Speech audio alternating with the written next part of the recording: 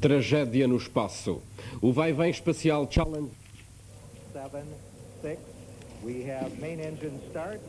4, 3, 2, 1. Após 2 atrasos consecutivos na hora do lançamento, o Shuttle Challenger largou da plataforma numa imagem que já se tornou habitual. As ordens fluíram entre o centro de controle em Houston e o comandante da nave, Dick Scobie. Roll program confirmed. Challenger now heading downrange.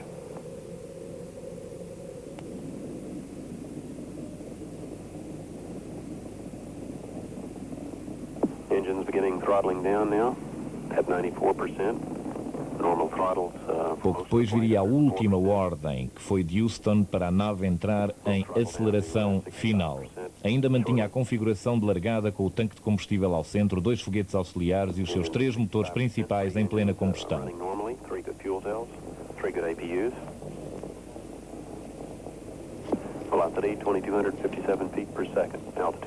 Foi dada então a ordem para entrar em aceleração final.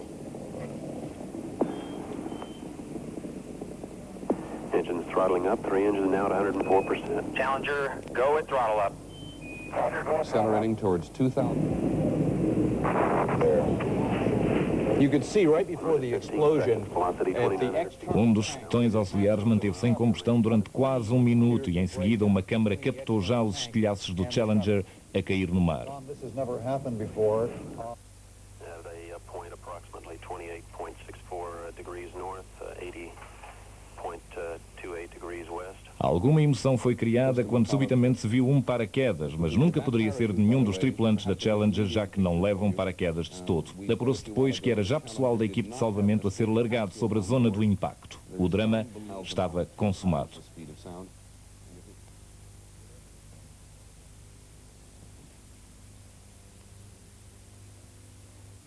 Esta era a... E noutras áreas do mundo já tinha provocado na segunda-feira um atraso no lançamento. O problema na comporta foi exatamente devido a uma porca ter ficado com a sua forma alterada devido ao frio. 6 graus negativos era a temperatura esta manhã no Cabo Canaveral. Contudo, além da avaria na comporta, os computadores que fazem as múltiplas verificações da nave até ao momento da partida não registaram qualquer anomalia.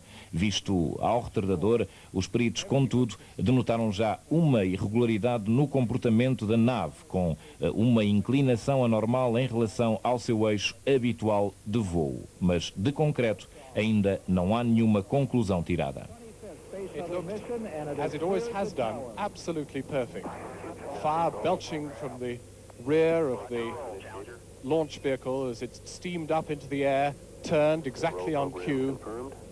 All the instructions for ground all seemed perfectly normal. Até esta fase do voo, tudo é normal no progresso do shuttle. And yet there has been a premonition that something might go wrong with a shuttle launch sooner or later. Normal throttles for most of the plane. Aqui os peritos começaram a detectar anormalidades no eixo de voo da nave. This, though we didn't know it, was the moment. Após esta explosão, seguiram-se minutos inteiros de completo silêncio no centro de controle em Houston. A hipótese de algo correr mal no voo de vai-vem era apenas académica até hoje. Esta era de facto, e como já dissemos... A professora Krista McAuliffe ia estar 6 dias no espaço. Grande publicidade foi feita pela NASA à volta desta sua ida. O marido e os seus 2 filhos estavam em Cabo Canaveral a assistir à descolagem. Pouco antes, ele disse nada a recear porque tinha imensa confiança nos técnicos da NASA e na nave. Krista McAuliffe daria da órbita terrestre uma lição que seria televisionada para milhões de crianças sobre as leis da gravidade de Newton. Com 24 missões bem-sucedidas, o programa dos vai-vem continua a ser o passo mais importante na conquista do espaço. Era tido quase como rotina. Satélites comerciais foram colocados em órbita, outros reparados, observações feitas em condições únicas, estudos científicos, tudo isto tinha entrado no dia-a-dia da humanidade. Mais de uma centena de seres humanos tinha ido e vindo do espaço no mesmo veículo várias vezes. Era a 5ª vez que a Challenger voava desde o seu primeiro lançamento em 1983. Nesta missão, uma outra mulher também, Judy Resnick. copiloto, uma das primeiras mulheres astronautas da NASA.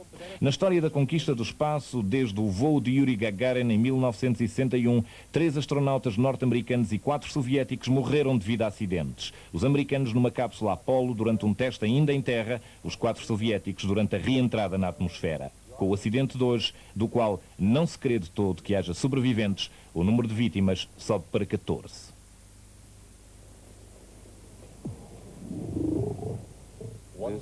Challenger, a súbita tragédia depois do êxito. Eurico da Fonseca, boa noite. Como é possível chegar-se a uma situação destas, de repente, depois de um êxito tão absoluto? É a máquina mais complexa que o homem até hoje criou e, portanto, tudo pode acontecer. Há um fator risco que tinha de ser necessariamente enfrentado. Quando se descobrem coisas tão diferentes, horizontes tão longínquos, tem sempre de haver o risco. Entretanto, neste caso, há 2 aspectos. Um deles é o motor de propulsão sólido, aqueles 2 motores que estão dos lados da nave. Esses 2 motores e que nós vimos na imagem. Exato, são recuperados normalmente depois de cada voo. Este sistema de recuperação é uma questão de poupar dinheiro, mas tem os seus perigos, porque os motores são formados por segmentos e não sabe como é que eles depois se comportam em voo. Além disso, eu por experiência própria sei que estas misturas propulsantes sólidas são muito traiçoeiras. Trabalhei muito ano nisto, na Marinha. Eu montei o primeiro laboratório de propulsantes sólidos que houve em Portugal e um dos primeiros da Europa, em Barcarena, e posso dizer, neste caso era uma mistura de perclorato de amónio, de resina acrílica e de pó de alumínio, que é extremamente explosivo. Mas já tinham sido testados várias vezes. Sim, mas uma vez acontece. Mas há outra coisa, é que depois de ver estas imagens, tenho a impressão de que se deu, não como aqui se diz da máxima aceleração, mas sim daquilo que se chama a máxima pressão dinâmica, que é exatamente quando o ar faz mais pressão aerodinâmica sobre a nave. Pode também, nessa ocasião, ter aparecido uma vibração, qualquer coisa que se soltou e aí está o eixo da nave ter-se deslocado e então ter surgido a explosão. Pensa que o frio podia ter tido alguma influência neste desastre? O frio que nós vimos ali naquelas imagens? Pode ter tido na carga dos motores propulsantes e pode também ter enfraquecido alguma estrutura. Depois pensa que este desastre pode vir a atrasar substancialmente o programa norte-americano? Com certeza. Vai atrasar e muito, porque é uma tragédia. Vai também atrasar sobre o aspecto económico, porque os voos de Space Shuttle geram um negócio, geram feitos sobre o aspecto comercial, e não só vai atrasar todo o programa americano que era baseado no Space Shuttle, as plataformas orbitais, a própria iniciativa de defesa, mas também vai, em todo o mundo, deter a marcha da astronáutica, porque devemos lembrar que a União Soviética e a própria França, com vista à Agência Espacial Europeia, também tinham planos de construção de vai-vens. De maneira que isto é uma tragédia pessoal, é uma tragédia sob muitos aspectos. É um choque para a opinião pública. É um choque para a opinião pública e, mesmo sob o aspecto técnico, vai com certeza travar longamente a marcha da exploração do espaço. Mas, por outro lado, pode obrigar também a um estudo mais cuidado dos aspectos de segurança? Com certeza, mas os estudos geram bastante cuidados. Isto são daquelas coisas que acontecem e não acontecem por descuido. Acontecem porque são tecnologias extremamente complexas, sem dúvida. Eurico da Fonseca, muito obrigado. Boa noite por ter estado aqui no Telejornal. Temos ainda mais uma notícia que acaba de nos chegar. A Câmara dos Representantes anunciou hoje, nos Estados Unidos, que foi adiado o discurso... pelos seus próprios alunos e por milhares de outros estudantes. O presidente Ronald Reagan sintetizou assim na televisão os sentimentos da nação americana. The crew of the Space Shuttle Challenger honored us for the manner in which they lived their lives. We will never forget them, nor the last time we saw them, this morning, as they prepared for their journey and waved goodbye, and slipped the surly bonds of earth to touch the face of God. No quartel-general da NASA, familiares, colegas e amigos dos astronautas perdidos evidenciavam o desespero. Reagan fazia o elogio das vítimas perante um auditório formado por pessoas normalmente entusiastas, agora quebradas pelo infortúnio.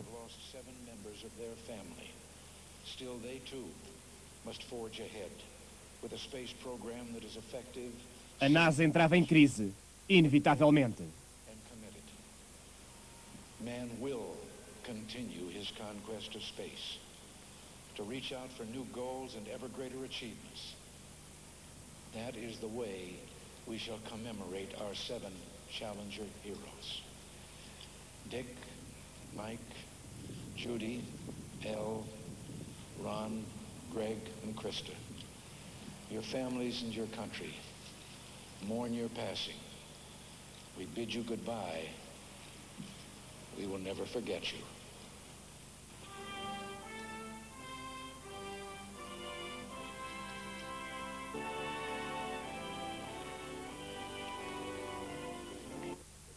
A tragédia causava desalento em todo o mundo.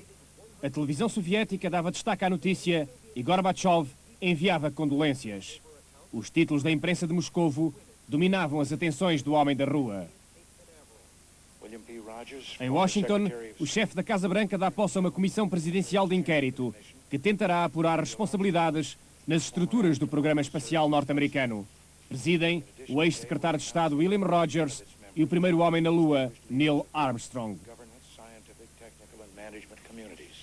Preencher as lacunas de um inquérito desta natureza é um longo e complexo quebra-cabeças. Mas, apesar de tudo, Reagan confia no futuro da exploração espacial. I've always had great faith in and respect for our space program. And what happened today does nothing to diminish it. We don't hide our space program. We don't keep secrets and cover things up. We do it all up front and in public. That's the way freedom is, and we wouldn't change it for a minute. We'll continue our quest in space. There will be more shuttle flights and more shuttle crews, and yes, more volunteers, more civilians, more teachers in space. Nothing ends here. Our hopes and our journeys continue. Os americanos apoiam Reagan. As sondagens de opinião indicam que a maioria quer ver prosseguir um programa espacial tripulado. O otimismo que ultimamente tem caracterizado o estado de espírito dos norte-americanos foi abalado por esta tragédia. Mas há quem pense que a NASA e os pioneiros do espaço sairão reforçados da crise, uma vez reavaliado e relançado o seu programa espacial. O projeto Shuttle está em causa. Todos os voos previstos, nada menos do que 15 em 1986, foram cancelados. Reabre-se a antiga polémica entre os defensores dos voos tripulados e os que preconizam as naves automatizadas. Enquanto o inquérito não dá resultados concretos, podemos desde já apreciar os projetos dos Estados Unidos que o desastre deixa ameaçados. A estação orbital permanente, por exemplo. Mas recordemos também o momento que justifica todos os riscos. O homem na Lua, em 1969. Estas imagens são factuais. As realidades da exploração espacial parecem ultrapassar os domínios da ficção. No último quarto do século XX, é difícil perceber se estes são resultados de sucesso ou se constituem apenas primeiros passos. O vai-vem espacial, com as suas 24 missões bem-sucedidas, tornou quase banal a presença e o trabalho do homem no espaço orbital. O programa espacial dos Estados Unidos foi agora brutalmente interrompido, mas os objetivos estão definidos. Na sequência do Shuttle, previa-se a construção de uma estação espacial permanente, permitindo a astronautas e cientistas trabalhar no espaço durante tanto tempo quanto necessário. A estação seria um laboratório orbital que permitiria às indústrias de ponta e ao governo americanos o desenvolvimento de novas tecnologias. E teria também aplicações militares no projeto conhecido por Guerra das Estrelas. A estação orbital seria o passo lógico seguinte no programa espacial dos Estados Unidos, iniciado há 26 anos. Foi o lançamento do Sputnik pelos soviéticos que catalisou em resposta ao projeto espacial norte-americano. Foi formada a Agência Nacional da Aeronáutica e do Espaço, a NASA, e mobilizaram-se recursos humanos, financeiros e materiais. Desde o princípio, o fator humano foi essencial. Surgiram os astronautas. O projeto Mercúrio visava determinar se era possível viajar no espaço e regressar em segurança. O voo suborbital de Alan Shepard durou apenas 15 minutos, mas criou uma nova fronteira no espírito americano. O jovem presidente Kennedy lança um desafio.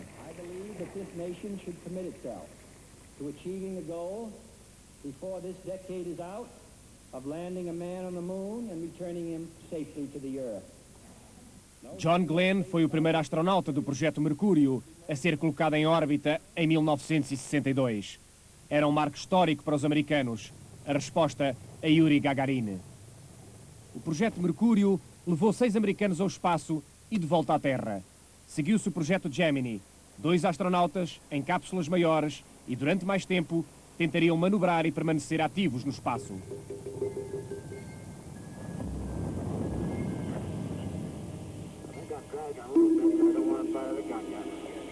Okay, I'm out. Okay, now, close free. Entretanto, lançavam-se naves não tripuladas. As sondas Ranger e Surveyor foram enviadas para fotografar e analisar a superfície lunar. Iniciava-se o processo de seleção de locais de alunagem para o salto mais ambicioso. O projeto Apollo. Objetivo: Lua. Em 1969, 3 astronautas partiam para o espaço numa viagem que foi um dos maiores acontecimentos da história. A missão da Apollo 11 marcou novos limites à capacidade do homem.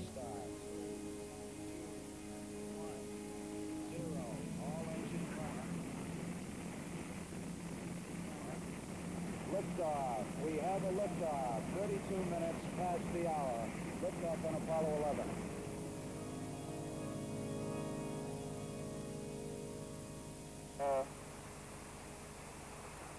Tranquility Base here. The Eagle has landed.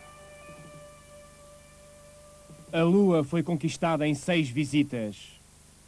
12 americanos exploraram a superfície lunar. Fizeram experiências, recolheram amostras. Very fine grained as you get close to it. It's almost like a powder. Na Terra, os cientistas estudavam estes novos elementos e revolucionavam as teorias sobre as origens do universo.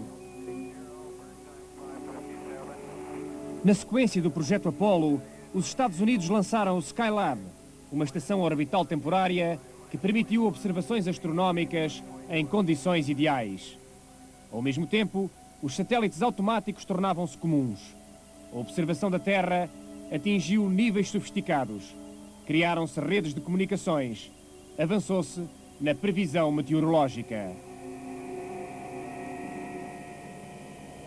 Os norte-americanos lançaram ainda sondas de longo alcance na exploração do sistema solar. São famosas as imagens de Júpiter, Saturno e Urano, transmitidas pelas sondas Pioneer e Voyager. A Viking pousou em Marte, mas não encontrou sinais de vida. Desde há 10 anos que o programa espacial norte-americano é dominado pelo projeto Vai-Vem. Durante 6 anos, os astronautas americanos não foram ao espaço. O Vai-Vem retomava em 1981 as missões tripuladas. A nave Columbia abriu o programa. Com o Atlantis e a Discovery, os Estados Unidos têm hoje uma frota de 3 naves Vai-Vem. Foi perdida a 4ª nave, o Challenger.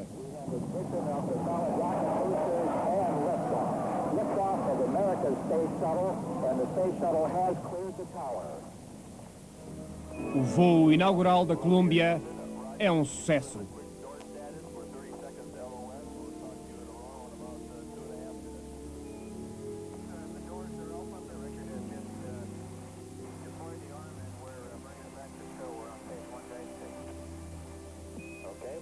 O Shuttle é uma espécie de caminhão espacial, uma nave versátil e produtiva que após cada missão em órbita regressa à Terra como um avião normal e é rapidamente preparada para nova viagem.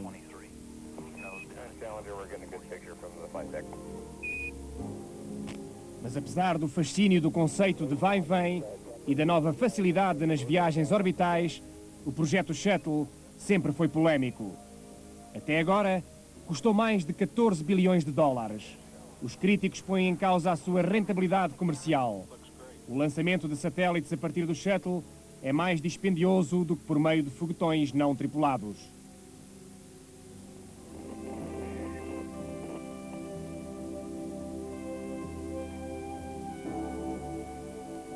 Mas o Shuttle era e é uma aposta de futuro.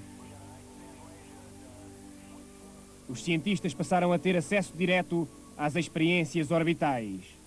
Os astronautas enfrentaram novos desafios, adaptando-se cada vez mais ao meio espacial.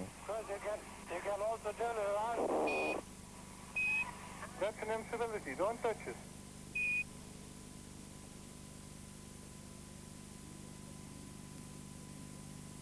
Challenger, Houston's with you at Hawaii for 7.5 minutes. Okay, we're with you, and the TVs are on. I think we have the elbow camera selected for you first. That might be a good view. Moving away from the Um veículo de propulsão individual completamente autónomo revoluciona a utilização do espaço.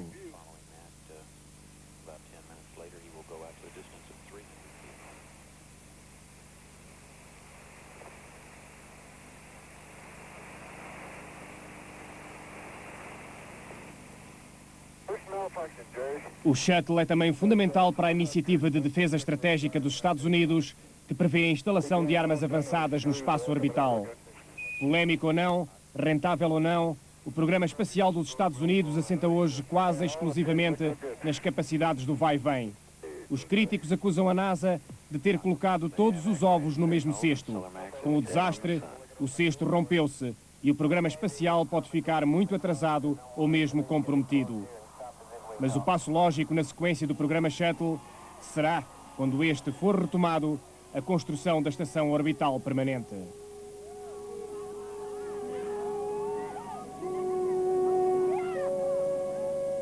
We can reach for greatness again. We can follow our dreams to distant stars, living and working in space for peaceful economic and scientific gain. Tonight, I am directing NASA to develop a permanently manned space station and to do it within a decade.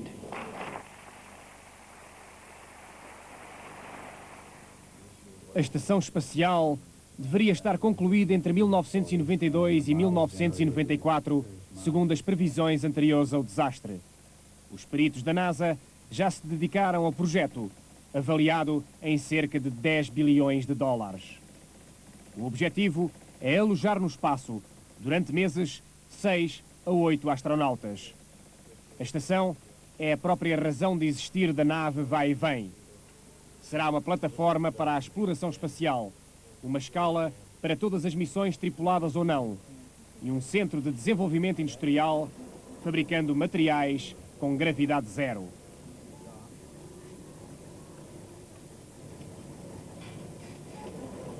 The agency is going to be... As naves Shuttle serão o elo de ligação entre a plataforma e a Terra. O vai-vem levaria para o espaço os materiais, os módulos e os homens para a construção da estação. Cada módulo seria transportado no porão das naves e montado por braços mecânicos.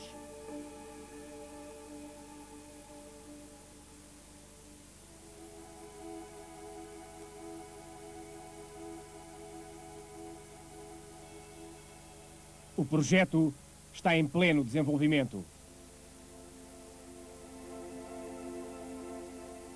Os primeiros módulos seriam instalações vitais e de trabalho. A energia seria produzida por painéis solares. Outros módulos contariam laboratórios e oficinas. Outros ainda podem abrigar sistemas de comunicações, centrais de energia ou simples armazéns.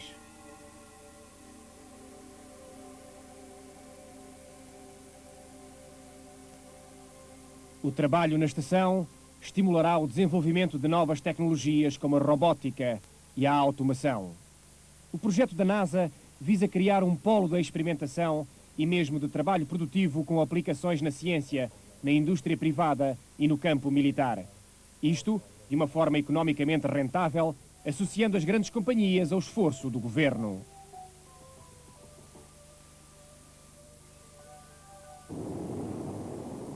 A União Soviética tem já uma pequena estação orbital que se mantém operacional e mesmo muito ativa. Os países europeus e o Japão têm programas espaciais próprios. Neste clima, em que cooperação e competição se têm intensificado, a posição de liderança dos Estados Unidos passa pela plena realização dos programas Shuttle e Estação Espacial. No rescaldo do desastre, os especialistas norte-americanos sabem que só poderão suspirar de alívio e encarar estes cenários futuristas quando uma das naves vai e vem regressar ao espaço. O programa espacial dos Estados Unidos em questão. O desastre do vai-vem Challenger e as suas consequências, eis o tema que Telemundo tratou hoje. Telemundo passa agora a ser uma emissão semanal. Como sempre dedicado à atualidade internacional, o programa regressa, pois, aos ecrãs da RTP1 já na próxima quarta-feira, à hora.